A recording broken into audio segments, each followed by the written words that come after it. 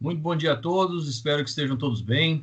Vou dar início à nossa aula de primeiros socorros. Eu me chamo Conrado, sou professor aqui do Senac Araraquara e também do canal Quem Ensina Aprende aqui no YouTube. Eu agradeço a todos que estão participando dessa aula em formato remoto, peço a interação de vocês, vamos falar um pouquinho mais sobre como agir em algumas determinadas situações. E também você que está assistindo essa gravação agora, muito obrigado. Vamos falar sobre isso na aula de hoje, né, sobre 3 temas muito importantes, né? Vamos especificar primeiramente um tema que é o tema fraturas, né, e podem acontecer no ambiente de trabalho. Na semana que vem a gente vai falar sobre entorse e luxações, que são diferentes de fraturas, né? E a gente vai começar realmente pelo mais complexo, aí, o mais complicado das situações, que é o caso de fratura. Mas para isso eu quero apresentar para vocês os tópicos das nossas aulas de primeiros socorros, né, de um formato um pouco mais avançado, né?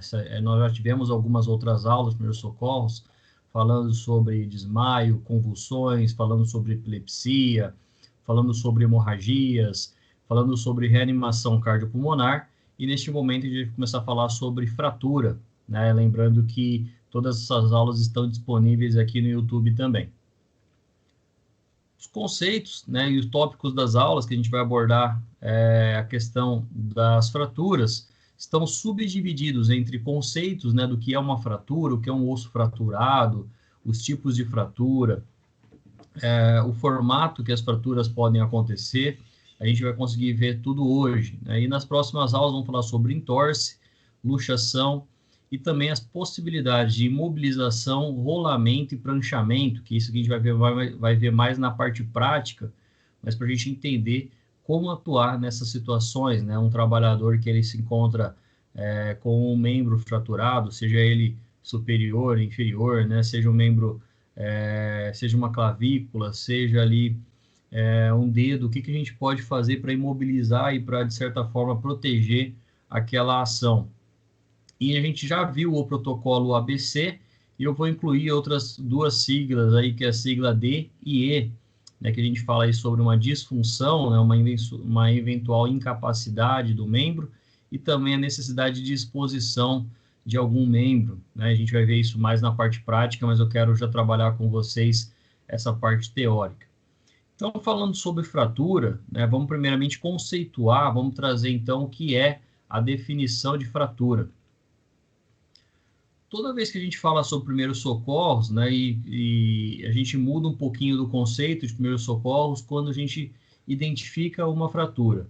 Nós já vimos nas primeiras aulas de primeiros socorros que nós temos lá a estrela da vida, né, que são 6 etapas que elas servem para a gente, de certa forma, utilizar um protocolo, um procedimento de como atender uma vítima. Então, a gente tem lá o estado de alerta, né, o estado de detecção, nós temos o estado pré-socorro, o socorro, o transporte e o hospitalar. Isso é que a gente chama aí de estrela da vida, né? Isso deve servir como base para a gente atuar como primeiros socorros. Já no caso de uma fratura, o primeiros socorros, eles se constituem na primeira ajuda, né, ou assistência dada a uma vítima de um acidente, geralmente um acidente de trabalho, ou uma doença súbita. O que muda, naturalmente, é que a gente vai ter que ter ali 3 etapas, né? Então, se lá no estado inicial nós tínhamos 6 etapas, agora a gente tem basicamente 3 etapas.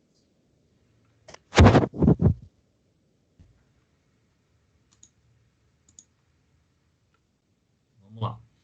Então, o que muda, basicamente, é que nós temos 3 etapas. A primeira etapa é a etapa da estabilização. Nós vamos falar especificamente sobre ela hoje, né? A ambulância, que a gente geralmente, como técnico de segurança, a gente vai trabalhar mais na situação operacional, a gente não vai trabalhar ali como atendente da ocorrência, e eu vejo muitas empresas, inclusive, solicitando nas suas vagas de emprego, o técnico de segurança que tem uma formação em ambulância, né? Não que precisa ser um ambulanceiro ou dirigir uma ambulância, mas isso acaba sendo um complemento na sua formação, visto que a ambulância ela vai ser um veículo, né, para transporte dessa vítima. Geralmente, se a empresa estiver ali dotado de um técnico de enfermagem, um profissional qualificado em atendimento pré-hospitalar.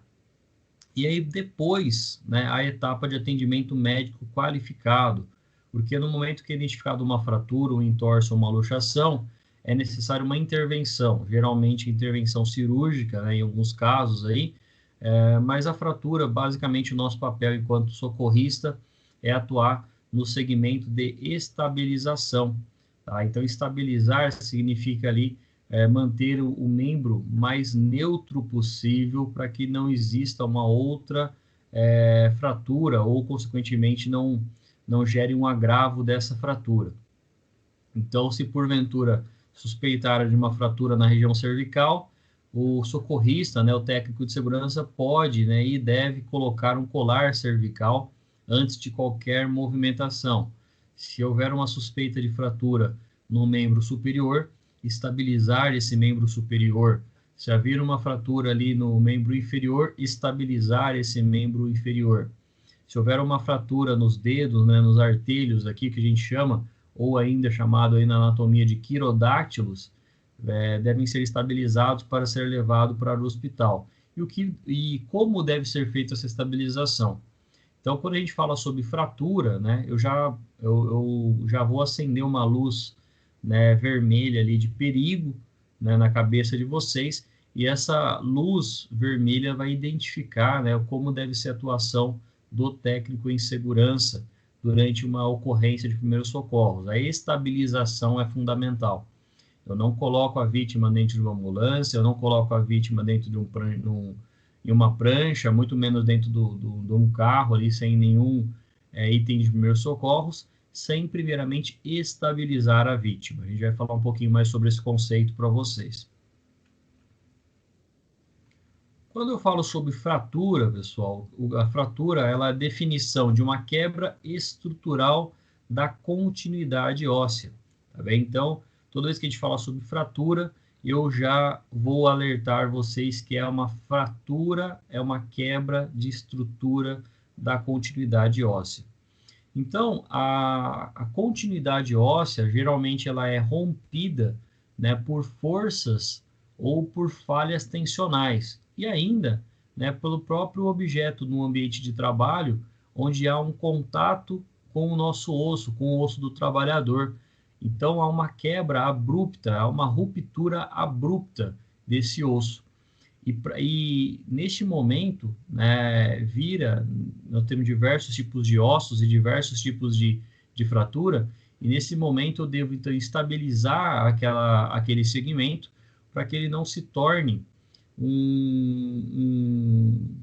para que ele não gere outro acidente.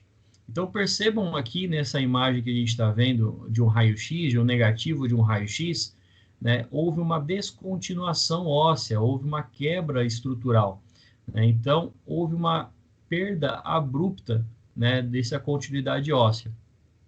É fácil de identificar no raio-x, né, naturalmente ali os ossos, né, sem essa continuidade, né? Percebam aqui que esse é um osso do nosso braço, né, um osso chamado húmero, e uma parte está de um lado aqui, né, a parte mais inferior está de uma forma e a parte superior está de outra forma. Se não houver uma estabilização dessa fratura, né, ela pode, inclusive, né, se movimentar e romper a pele do indivíduo, né? Ela pode se romper do outro lado aqui e romper grandes veias e artérias e, consequentemente, ocasionar uma fratura exposta, tá? Essa fratura é uma fratura fechada, a gente vai ver sobre essa diferenciação, e existe também a fratura exposta.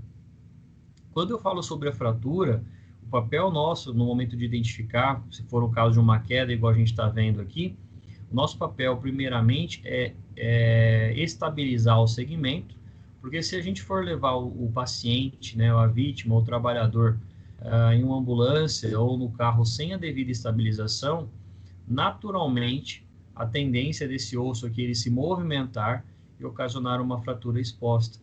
Então, devido à falta de estabilização, né, a gente pode provocar ali uma incidência de um sangramento, de uma hemorragia muito grande deste membro, né, inclusive ali podendo levar ao choque hemorrágico, que a gente já viu lá na aula de hemorragia.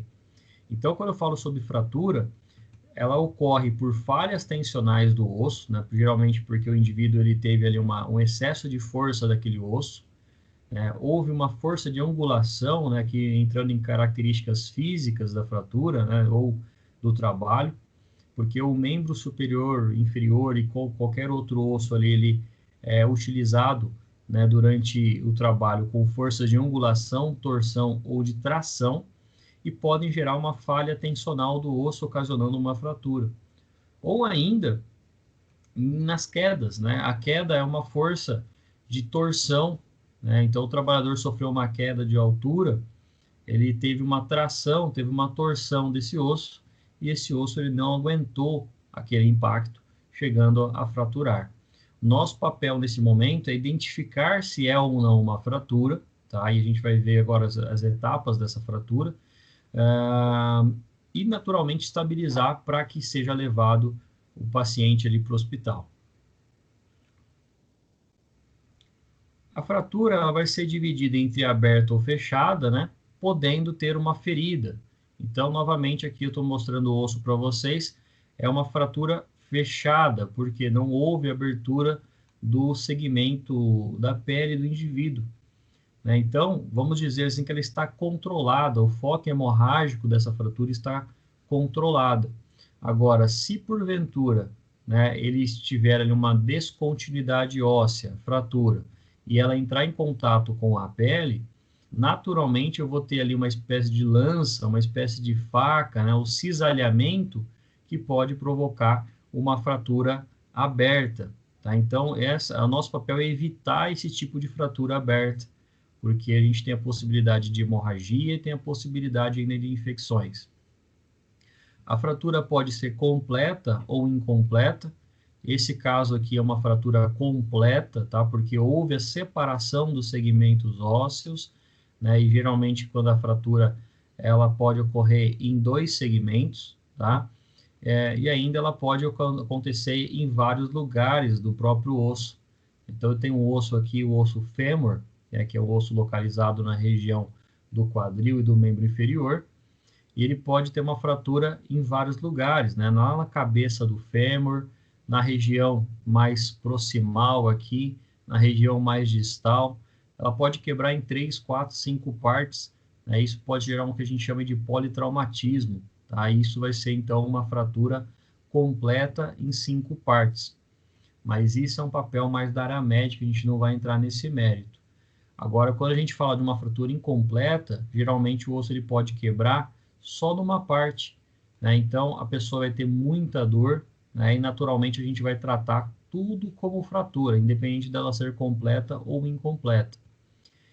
E para agravar ainda mais a situação, pode ocorrer com ou sem deslocamento de fragmentos. Então, dependendo de uma fratura aqui, conforme eu havia comentado, se torna uma espécie de lança dentro do próprio membro do indivíduo, né? E pode ter um deslocamento de fragmento ósseo. O nosso papel neste momento é preservar todo e qualquer segmento, porque esse fragmento ósseo ele precisa ser colocado de volta no lugar, vamos dizer assim. Quando a gente identifica o caso de uma fratura, e vocês podem se deparar com esse tipo de situação, eu devo sempre, né, tomar o devido cuidado para que não haja ali um deslocamento desses fragmentos. Pode acontecer, como eu já peguei algumas situações, que o indivíduo tem uma ruptura ali, uma avulsão, né, perder a ponta de um dedo. A gente sabe que existe uma possibilidade, mesmo que remota, desse dedo ele ser reimplantado, né, ser reinserido, né? Então, você, enquanto socorrista, tem que ter aquele frio naquele momento, né, de olhar para a situação, olhar para o dedo, para a mão do indivíduo que naturalmente vai estar ensanguentada e procurar, né, esse segmento ósseo para levar para a vítima, para levar para o hospital, para que a vítima tenha esse segmento, esse fragmento recolocado. Uma vez eu me recordo que teve um trabalhador que teve um acidente numa serra, levaram ele para o hospital, né, com toda a proteção adequada, e a primeira pergunta que o médico fez foi: cadê o dedo dele? né? Porque o médico ele ia avaliar a possibilidade de fazer ou não o implante, né? Ou um reimplante daquele dedo. E para fazer esse deslocamento desse fragmento também, eu tenho que ter um protocolo, geralmente ali utilizar um saquinho de gelo com um pouco de água, em um ambiente mais estéril possível, né? Um ambiente mais fechado. Não adianta eu colocar ali simplesmente dentro de uma gaze ou dentro de um pano, levar, porque dependendo da quantidade de minutos e horas, esse dedo ele pode ter uma lesão por hipóxia, né? Uma falta de oxigênio, e ele não vai ser reaproveitado. Então, o nosso papel enquanto socorrista é naturalmente observar a situação, identificar se é uma fratura, né, aberta ou fechada, completa ou incompleta, e ainda se existe a presença de deslocamento desses fragmentos. Se houver ali o caso de um dedo, que é a situação mais comum, levar para o hospital e ali o médico vai identificar se houve ou não, né, a possibilidade, se haverá ou não a possibilidade de reimplante, tá bem? A gente vai falar um pouquinho mais sobre isso na parte prática, mas é legal a gente já entender desse propósito. Afinal de contas, o nosso papel, né, quando a gente conhece primeiros socorros, é atuar com forma de prevenir um eventual agravo daquela situação. Já aconteceu o acidente, já houve a perda do fragmento ósseo. O que a gente pode fazer? Levar a vítima, o fragmento, e ir lá no hospital tentar o implante desse dedo, né? Principalmente o dedo que é muito comum. E ainda fratura, uma definição de fratura é a ruptura de um osso ou de um disco de cartilagem. Quando a gente fala em fratura, geralmente as pessoas associam fratura do membro inferior, lá do tornozelo, do fêmur, do braço, né, do membro superior, mas pode acontecer também na coluna, tá bem? Por isso que a gente chama aí de discos de cartilagem. As vértebras, elas podem ter fraturas, tá bem? E a gente nunca vai conseguir identificar isso a olho nu, né? A gente não vai conseguir bater o olho ali e identificar.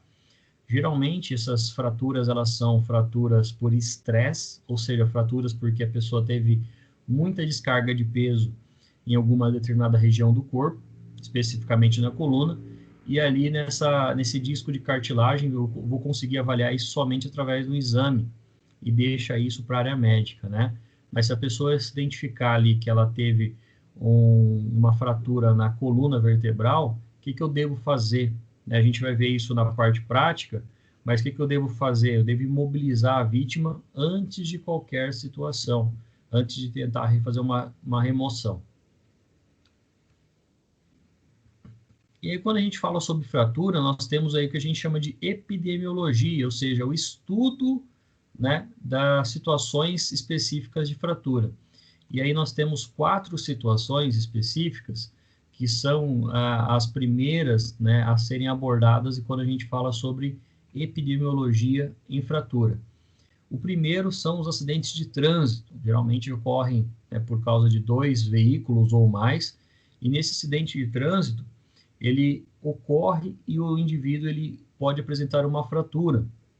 E geralmente a gente vai ter que atuar na remoção desse paciente, desse colaborador, desse funcionário.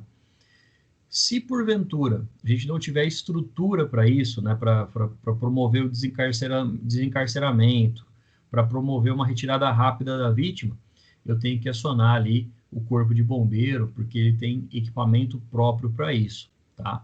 Se ele acontecer dentro de uma empresa, compete a gente, como técnico em segurança, simplesmente isolar a área, né, retirar toda a possibilidade de um agravo daquele acidente, como, por exemplo, o acidente ocorreu com um caminhão dentro da empresa e um carro.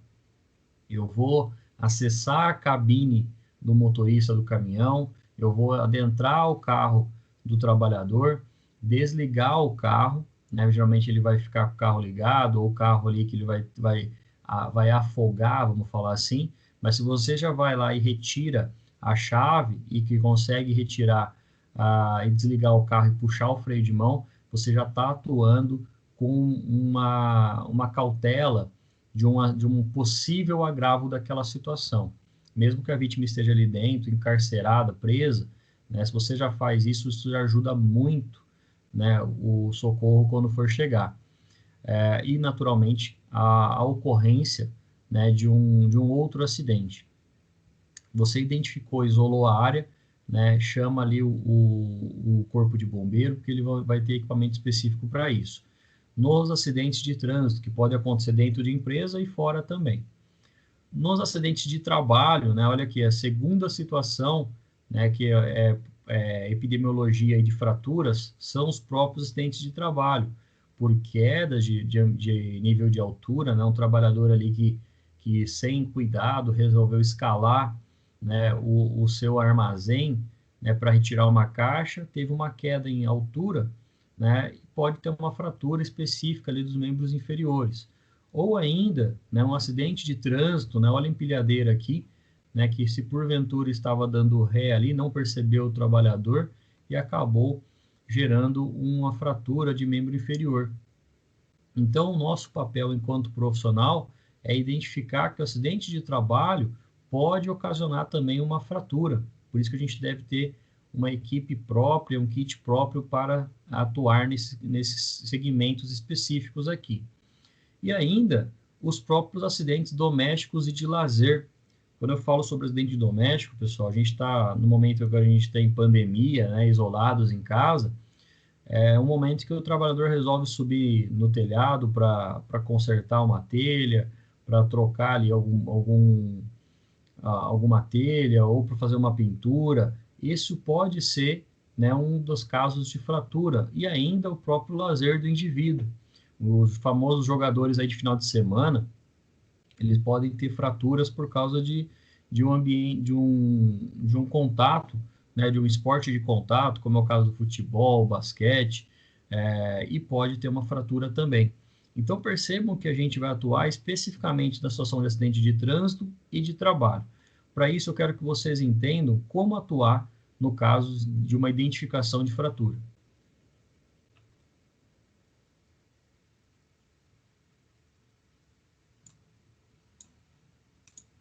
O seguro morreu de velho.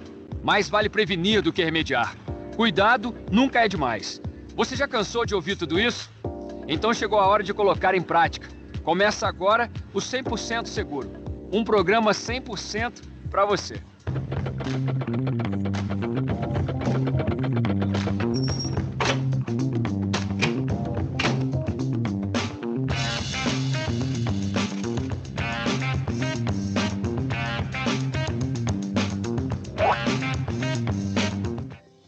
Pintou alguma emergência? Hoje você vai ver como agir em situações como essa e as dicas para transportar quem se machucou. Tudo isso na maior segurança.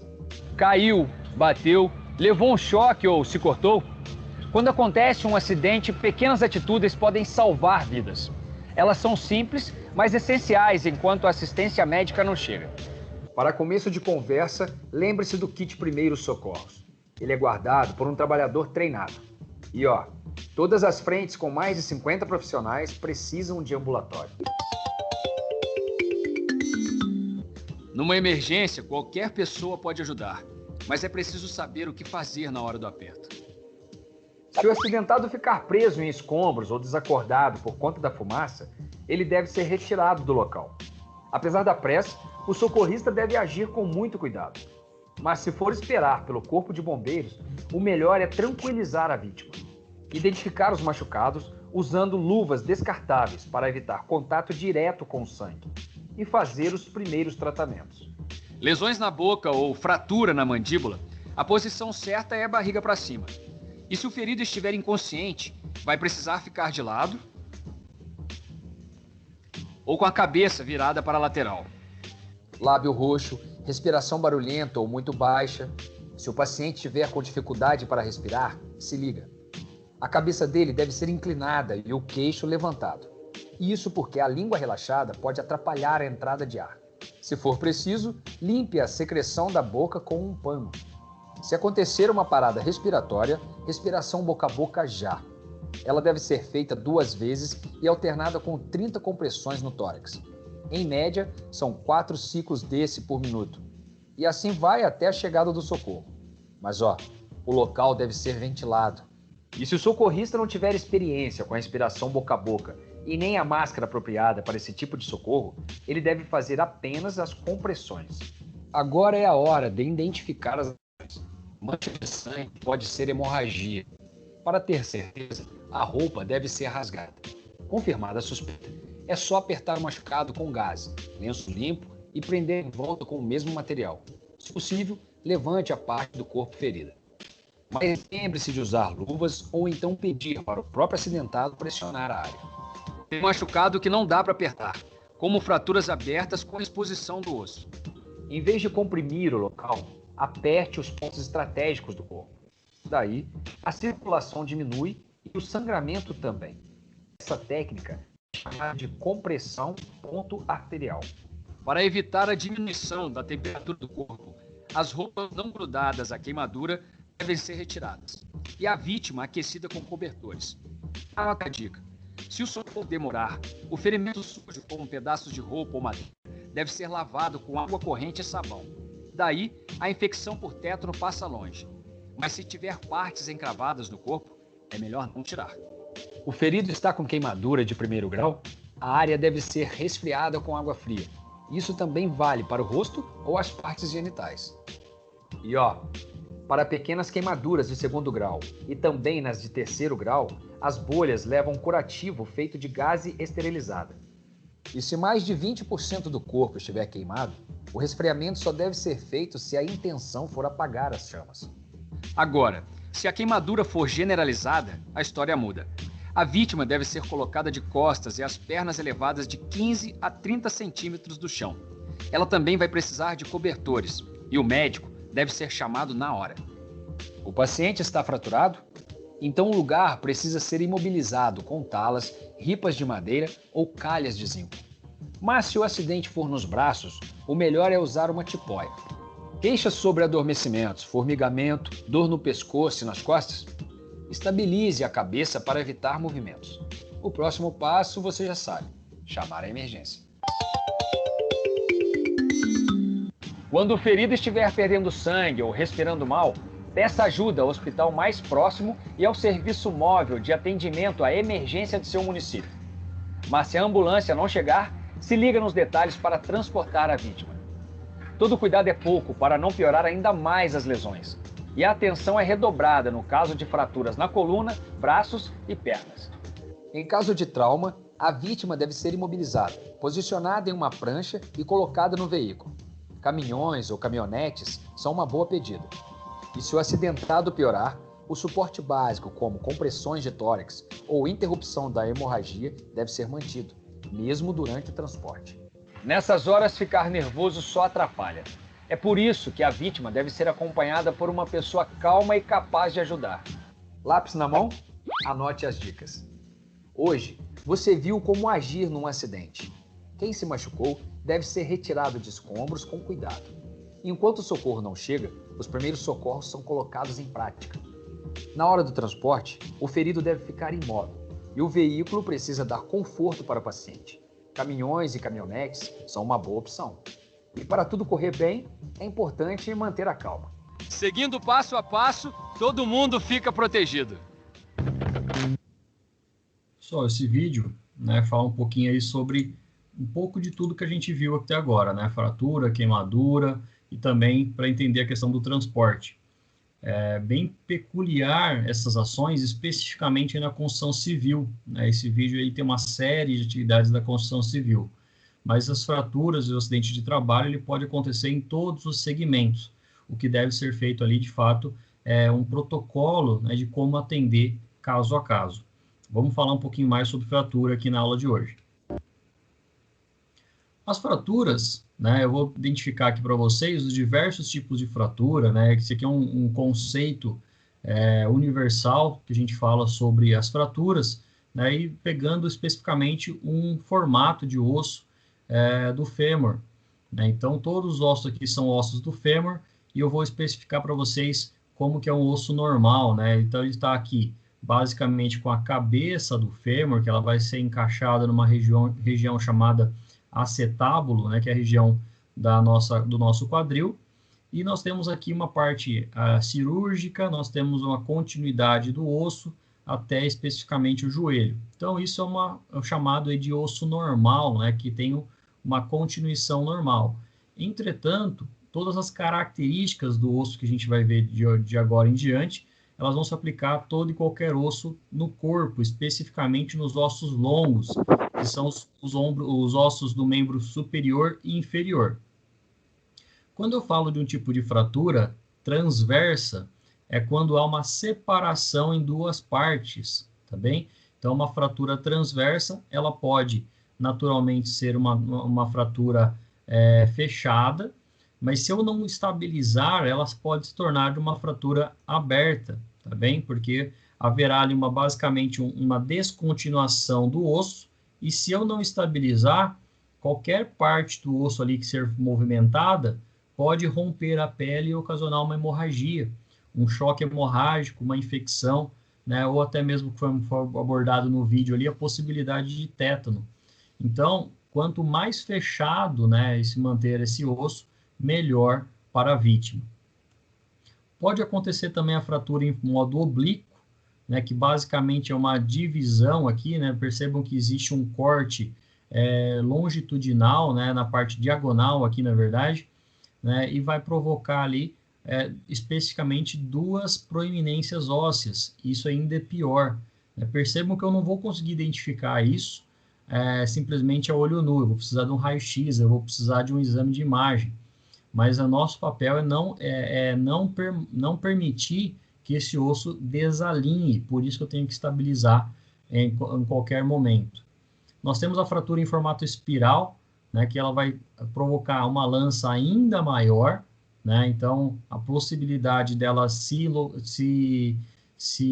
desalinhar e produzir um acidente, né, com uma abertura dessa região é muito grande também. Percebam que houve uma evolução do transversa, oblíqua e espiral. E nós temos a fratura comunitiva, né, ou também chamado ali de fratura fosse impactada, né?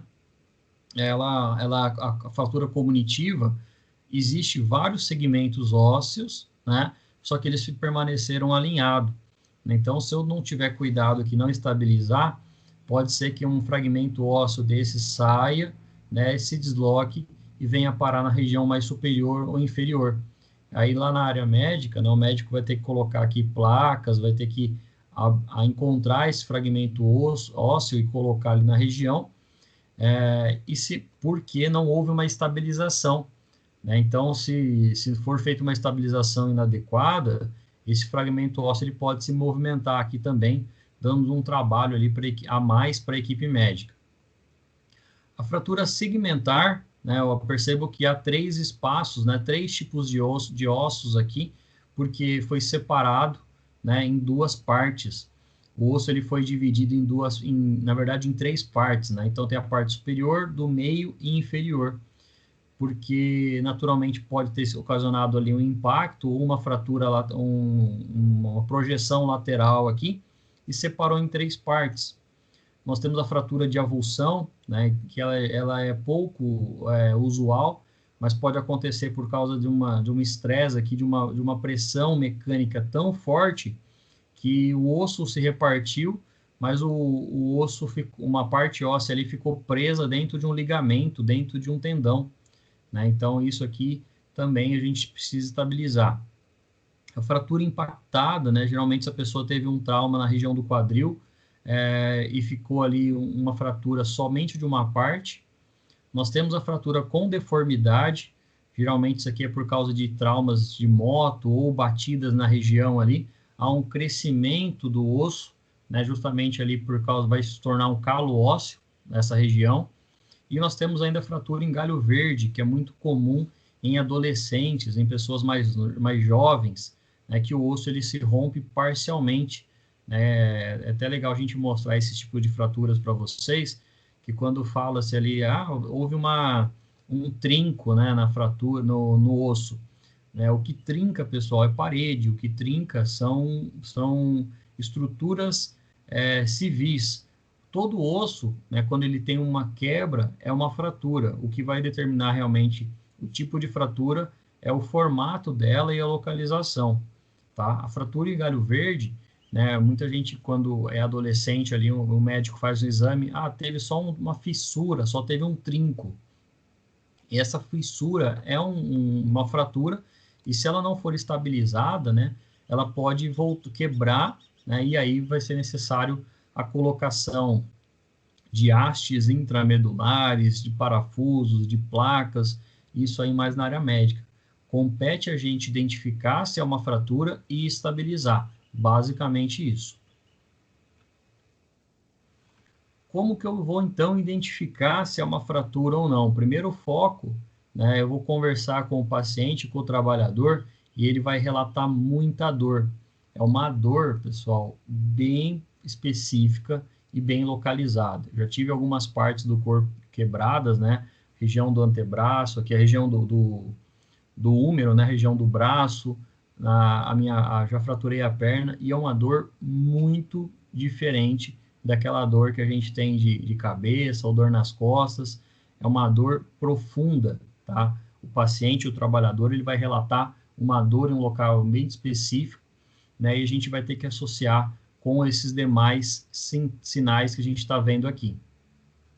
Naturalmente vai ter um ruído de osso quebrado, e esse ruído de osso quebrado, pessoal, é basicamente aquele ruído que a gente tem quando a gente faz um estalido, né? Muito comum na região dos dedos.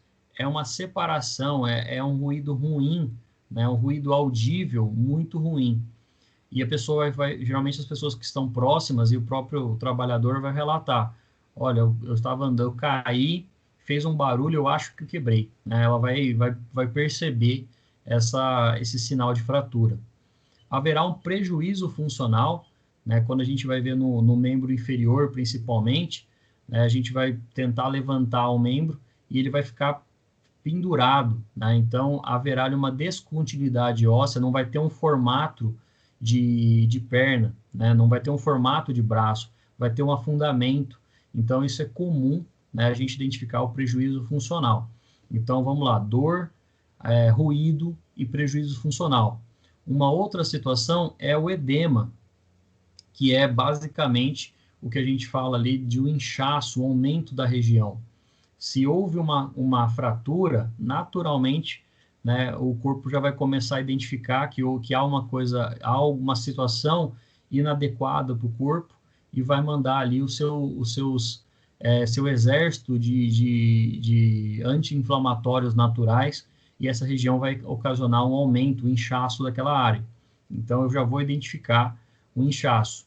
Se for o caso de um trabalhador que teve uma fratura no membro inferior, especificamente no tornozelo, eu vou perceber, na hora que eu vou olhar ali a meia, o sapato, eu vou observar o pé aumentando de tamanho, eu vou observar a mão aumentando de tamanho, então eu já suspeito de um edema. Umas outras formas de identificar é a própria deformação, né? Se você bater o olho ali e ver que o dedo, o membro inferior, superior está deformado, ou se for uma região mais específica como o tórax, eu vou ver uma deformidade, um afundamento, eu já suspeito de fratura, porque afinal de contas a gente sabe que o que dá forma para o corpo são os ossos, né? O que dá estabilização também para você andar, para você permanecer em pé, são os ossos. Se ele não estiver conseguindo ficar em pé, se ele não tiver ali uma formação específica, eu já suspeito de fratura. A coloração azul da pele, né, afinal de contas a gente viu isso lá na questão da circulação, a característica azul é o excesso de oxigênio, né? Então, se houve uma fratura ali, o sangue vai estar predominantemente naquela região para oxigenar. Nosso corpo ele é tão perfeito que ele entende se houve uma fratura e começa a oxigenar em excesso aquela região. Então, a coloração, a tonalidade vai se tornar ali uma tonalidade mais azulada, mais cianótica. Então, compete ao socorrista identificar esses sinais também. Especificamente a dificuldade em respirar, a dor, pessoal, não vai ser especificamente no tórax do indivíduo, no pulmão do indivíduo, mas é aquela dor que até para respirar dói, né? Então, você vai conversar com o paciente, ele vai falar assim: nossa, até para respirar está doendo. Então, tanto na dificuldade de respirar ou de caminhar, eu já já identifico uma fratura. Então, veja a quantidade de sintomas, né, que o paciente vai apresentar. Dor, ruído do osso quebrado, prejuízo funcional, inchaço, edema daquela região, a deformação da região, a coloração, né, azul da pele, a dificuldade de respirar e ao caminhar. Então, ao identificar todos esses sintomas, eu já suspeito fratura. Suspeitando fratura, eu tenho que ter um tratamento, e o tratamento vai ser a imobilização, tá? Não se reduz fratura, não tenta colocar no lugar, isso não é o nosso papel. No local do acidente, é importante mover o colaborador o mínimo possível, tá? Então, se teve uma fratura ali do membro inferior, eu não vou pegar na perna dele e colocar no lugar e movimentar. Eu suspeitei de fratura, eu vi todos esses sintomas que a gente viu até agora, eu vou movimentar o menos possível aquela região. E eu vou acontecer especificamente em duas situações. Primeiramente, se houver um risco maior, né? Se houver ali, por exemplo, a possibilidade de uma queda de algum objeto, eu tenho que retirar ela de maneira rápida ali. Então, eu devo deixar a pessoa imóvel até a ajuda chegar, né, se não houver risco de danos maiores, ou se houver a necessidade de uma evacuação de emergência, eu vou estabilizar a fratura antes de retirar ela daquele ambiente. Então, se for um caso, por exemplo, de um acidente que o trabalhador caiu de altura, né, não tem o risco de nada cair em cima dele, de ter uma ocorrência, né, até com o próprio socorrista, até com o técnico de segurança, eu simplesmente vou imobilizar e aguardar a ajuda chegar. Agora, se eu preciso retirar ali, porque existe a possibilidade de um vendaval, existe a possibilidade de uma queda de uma parede, existe a possibilidade ali de um alagamento ou de um incêndio, eu primeiro imobilizo a vítima, por isso que a gente precisa fazer isso de forma rápida, para depois sair daquele ambiente. Porque no momento em que a gente identifica uma situação de emergência, do atendimento de emergência, eu primeiro imobilizo a fratura antes da evacuação adequada, né? A gente vai fazer isso através de uma aula prática, mas geralmente isso é feito com equipamentos específicos, que a gente vai ver na aula de hoje, associado ali a umas manobras específicas de rolamento, pranchamento e retirada rápida da vítima. Antes de qualquer ação, né, eu devo chamar ali o serviço de emergência, né, vamos lembrar isso, basicamente a diferenciação do SAMU e do Corpo de Bombeiro. Se for um problema respiratório, né, uma parada cardiorrespiratória, intoxicação, queimadura, ocorrência de maus tratos ou trabalho de parto, crise hipertensiva, acidentes com produtos perigosos, ou ainda transferência durante a ida ao hospital, eu ligo para o telefone 192, que é o telefone do Serviço de Atendimento Médico de Urgência, SAMU. Ou se for um acidente com fraturas ali, especificamente queda de altura, que eu já identifiquei uma fratura facilmente identificada, né? Eu tenho ali o trabalhador caído e a perna dela em um formato de S, né? Eu vou suspeitar de uma fratura, eu vou entrar em contato com o Corpo de Bombeiro através do número 193, sendo presença de prevenção de combate a incêndio, resgate, desencarceramento, né, que é esse termo que a gente utiliza se a pessoa está presa ali nas ferragens, e intervenção em acidentes elétricos, hidráulicos ou ainda com materiais perigosos, né? Tiver ali, por exemplo, uma queda de um poste, por exemplo, e o trabalhador está envolvido nessa ocorrência, eu ligo para o Corpo de Bombeiros. Corte de árvores, captura de animais, todas essas são ocorrências que devem ser feitas ali pelo profissional do Corpo de Bombeiros. Eu vou evitar ao máximo o manuseio daquele segmento, pois isso pode agravar a lesão, e em hipótese alguma tentar reduzir a fratura no local. Quando a gente fala sobre fratura, pessoal, é aquela famosa colocar o membro no lugar, tá? Então, se eu tenho lá a vítima com o braço todo desalinhado, eu não vou tentar esticar esse braço, porque isso vai gerar uma redução da fratura. E ao reduzir a fratura, eu posso reduzir ela de modo inadequado. Além, naturalmente, que isso vai ocasionar uma dor sem precedentes àquela vítima. Né? Algumas vítimas ali especificamente, ela vai apresentar muita dor já no caso de fratura, e se você, socorrista, tentar reduzir sem anestesia, né, isso vai ocasionar uma dor em excesso, e isso pode, inclusive, gerar uma situação de desmaio por causa do excesso de dor daquele paciente. Então, em hipótese alguma, eu vou tentar reduzir a fratura, né, colocar no lugar. Deixa isso para o profissional da área médica, que vai fazer isso sob anestesia, vai fazer isso com equipamento apropriado, ou ainda, se for alguns casos mais específicos, né, como redução de luxações e entorses, deixa isso para o profissional do SAMU ou do Corpo de Bombeiro. Tá? A gente não vai ver isso. Eu nem gosto de ensinar essa parte, porque ninguém pode tentar fazer isso, né, nas aulas práticas aí, porque isso pode gerar uma dor e pode gerar um deslocamento recorrente, né, a retirada de um membro daquele segmento, daquela articulação. Isso pode gerar algo congênito, a pessoa vai começar a ter luxações espontâneas, tá? Mas eu vou falar somente sobre fratura com vocês. O tratamento da fratura, né? Eu identifiquei lá uma fratura do membro superior, né, dos dedos especificamente.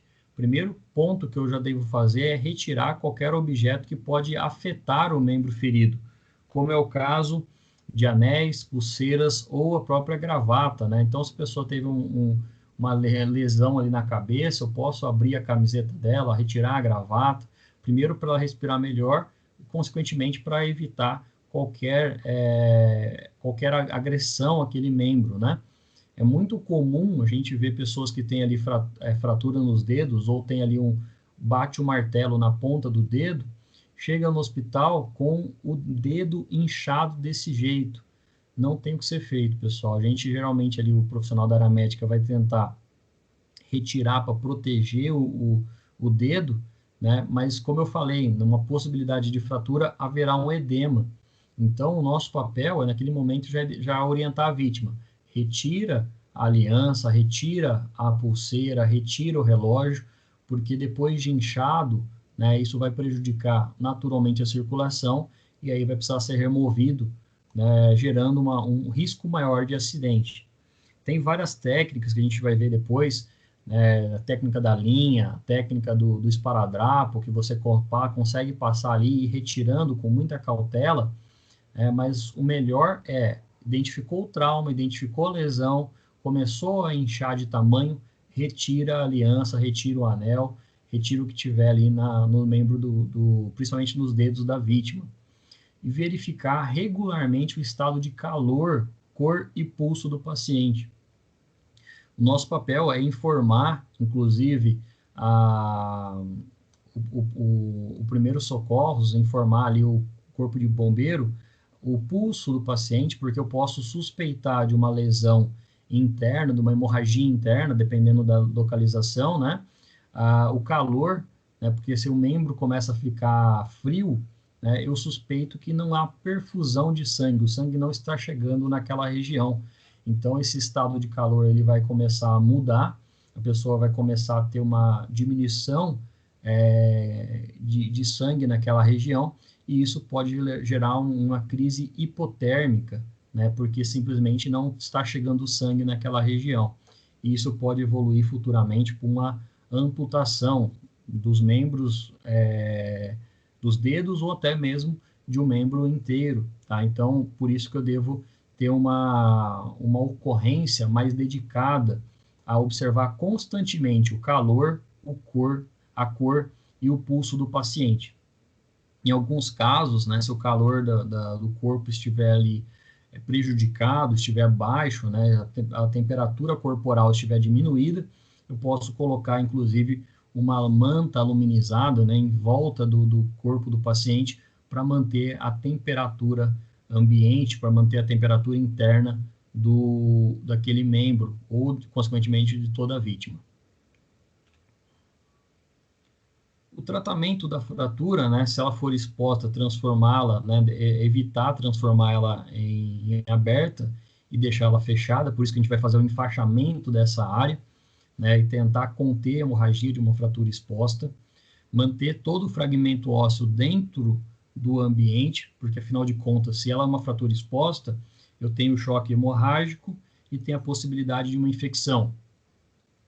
Se for uma fratura patológica, ou seja, a pessoa já tem uma fratura, a gente vai ver isso mais na parte prática, né? A gente tem as fraturas aí de pessoas que têm artrose, que têm os dedos já inchados, já tem uma predisposição para isso, né? Eu simplesmente vou tratar a fratura como uma doença básica, eu vou enfaixar aquela região e vou levá-la para o hospital. Isso é pouco usual no ambiente de trabalho, né? Porque geralmente a pessoa que tem uma artrose, né, uma osteoartrose dos dedos ali, ela dificilmente vai conseguir trabalhar.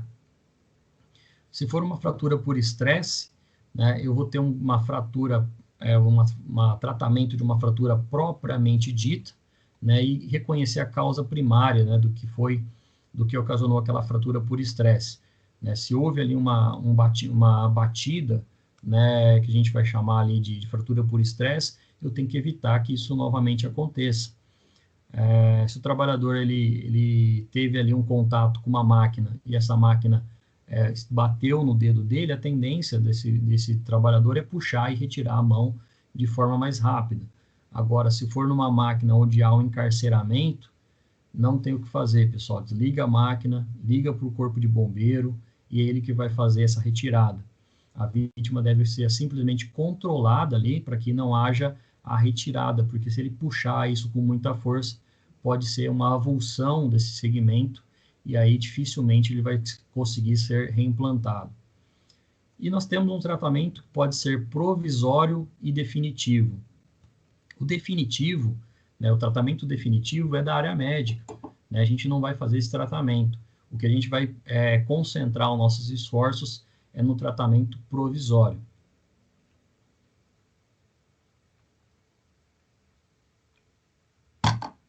O tratamento provisório vai desde tipóia, essa tipóia é chamada de Velopol, né, ou tipóia propriamente dita, como se fosse uma sacolinha, vamos falar assim, no qual é colocado o membro superior, né, a gente também tem o RoboFoot, que é usado no membro inferior, mas essa tipóia é muito fácil de ser encontrada nas casas cirúrgicas, geralmente ela vem também em kits de primeiros socorros. Essa tipóia, ela pode ser fixada, né, sempre aqui a 90 graus, para manter o que a gente chama aí de posição anatômica do membro, até a levar ali o paciente para o hospital. Percebam que a tipóia, eu vou deixá-la estabilizada, né, o membro superior, mas eu deixo a ponta dos dedos para fora, para naturalmente observar o pulso, a temperatura e a coloração da pele. Porque se eu imobilizo essa tipóia aqui e eu vejo lá que as pontas dos dedos estão ficando cianóticas, arroxeadas, azul, eu suspeito de uma falta de perfusão de sangue. Eu vou pedir para a vítima movimentar os dedos. Se ele não conseguir movimentar, significa que não está faltando oxigênio ali naquela região e ela vai relatar muita dor também, porque afinal de contas o membro está deixando de receber sangue, está deixando de receber energia e isso vai ocasionar uma fratura, uma lesão por hipóxia aqui e pode inclusive evoluir para uma amputação. Então, independente do tempo que vai levar para chegar no hospital, eu tenho que fazer uma observação constante, pedir para a vítima ir movimentando os dedos, pedir para a vítima evitar movimentos amplos, né? Mas ele pode fazer movimentos pequenos com os dedos para a gente observar essa perfusão de sangue e também se o dedo está íntegro, né? Se o membro está íntegro apesar da fratura. Posso ter a bandagem triangular, né? Vamos ver aqui a bandagem triangular, e eu estou observando agora também uma falha aqui, né? Nós temos uma aliança do dedo, então eu posso pedir para a vítima retirar a aliança, colocar no bolso, colocar na outra mão, se for o caso de um relógio também. Afinal de contas, se teve uma fratura ali naquela região, esse adorno vai dificultar a circulação sanguínea. Então, a bandagem triangular é uma forma que a gente vai ver lá na parte prática, né? ela pode ser feita de TNT ou pode ser feita aí com qualquer lençol, com qualquer toalha ou com a própria camiseta do indivíduo. Afinal de contas, essa bandagem ela vai ter o mesmo papel da tipoia, só que de maneira mais rústica, né, para estabilizar o membro e o segmento. Então, ele é colocado aqui, pode ser passado também uma outra fita aqui na região, uma outra bandagem aqui na região do tórax para estabilizar esse segmento. Nós temos as talas, né, ou chamada aí com o nome especificamente de tala aramada em EVA. Né? O EVA é um equipamento ali mais para proteger o segmento, né, e também para que ele dê uma espécie de conforto ao membro da vítima, afinal de contas ele está com o osso fraturado, e se porventura essa tala aí for feita com calhas, né, como a gente viu no vídeo, com um pedaço de madeira, isso pode ocasionar um desconforto maior. E percebam que a gente vai ter uma coloração que é universalmente aceita. Né? O tamanho G vai ser da cor verde, o tamanho M vai ser da cor alaranjada, pode encontrar também algumas casas cirúrgicas da cor amarela. A cor do tamanho P vai ser a cor azul claro e o PP a cor roxa. Então percebam que essa diferenciação também está ligado naturalmente ao tamanho das talas, né? A tala de tamanho PP e P vão ser utilizados dependendo do tamanho da vítima, né? No caso aqui do trabalhador, especificamente para os membros superiores, né? Então, região do antebraço e braço, né? A gente tem aqui o PP, e em todo o braço, todo o segmento superior, o tamanho P. Né? Então, eu vou falar aqui basicamente de ombro, cotovelo, antebraço e punho. Essas partes elas vão ser utilizadas da cor roxa ou P. Já nos membros inferiores, eu vou utilizar o tamanho M e o tamanho G. O tamanho M, eu geralmente vou utilizar no tornozelo e joelho, e aqui no G eu vou usar tornozelo, joelho, quadril, tudo que eu tiver ali de membro inferior. Essa tala aramada, ela é flexível também, né? Então eu posso moldar de acordo com a minha necessidade.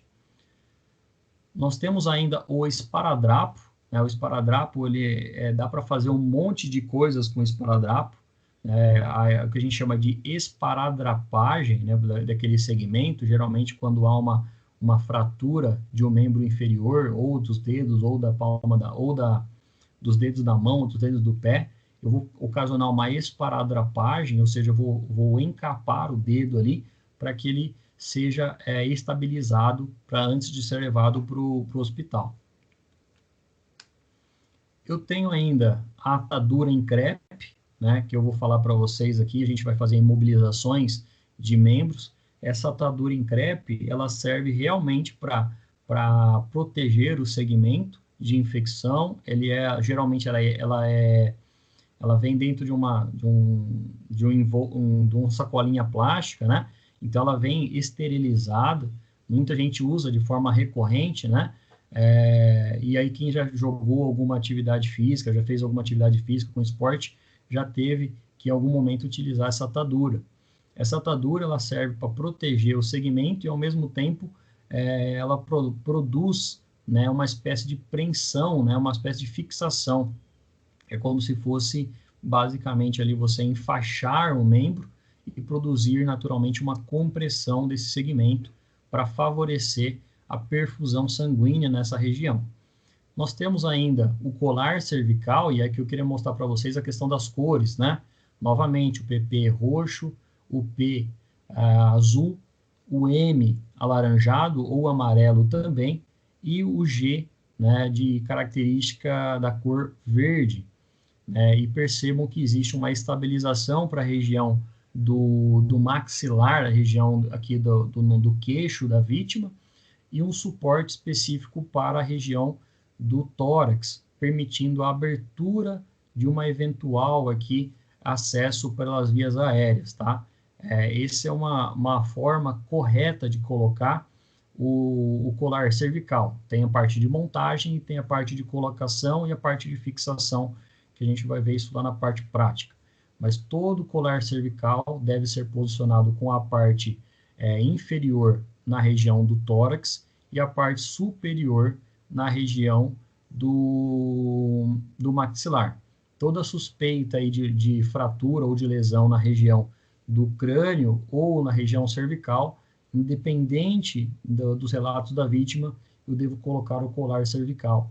Se eu tiver com tempo, se eu tiver num local que não tenha risco de incêndio, de alagamento ou de queda de algum objeto, eu coloco na vítima antes de movimentar. Afinal de contas, se eu suspeitar de uma lesão e movimentá-la sem colar cervical, né, eu posso produzir uma lesão nas vias aéreas daquela pessoa, uma lesão alta na região cervical, e ela vai perder os movimentos do restante do corpo. Então, eu preciso, em toda situação de queda de algum objeto ou da queda da vítima, né, de algum objeto na cabeça da vítima, utilizar o colar cervical. E no local do acidente, é importante mover o colaborador o mínimo possível, né, utilizando especificamente talas, proteção de ferida e, se a vítima estiver inconsciente, utilizar ela na posição lateral. A gente vai ver isso mais na prática, mas eu gostaria de falar isso para vocês, para a gente memorizar essa situação. Sendo assim, chegamos ao final de mais uma aula, né? Agradeço a todos que participaram dessa gravação, a você que está assistindo essa gravação também neste momento. Se tiverem alguma dúvida, alguma pergunta, podem ficar à vontade e entrar em contato comigo. Obrigado, até breve e até a próxima aula.